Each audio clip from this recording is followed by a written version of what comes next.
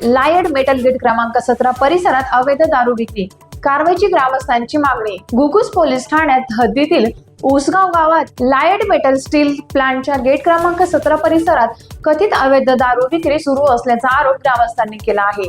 यावेळी महिला, शालेय विद्यार्थी तसेच सर्वसामान्य नागरिकांना मोठ्या प्रमाणात त्रास सहन करावा लागत असल्याचेही स्थानिकांनी म्हटले आहे। घुगुस हे औद्योगिक क्षेत्र असल्याने येथे कामगारांची मोठ्या प्रमाणात ये-जा असते।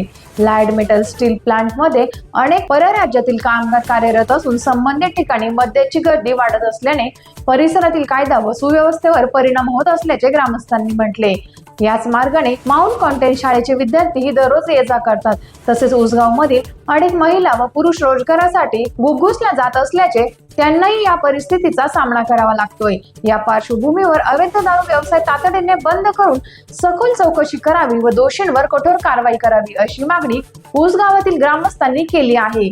घुगुस पोलीस व राज्य उत्पादन शुल्क विभाग याबाबत कोणती कारवाई करतात याकडे नागरिकांचे लक्ष लागले आहे।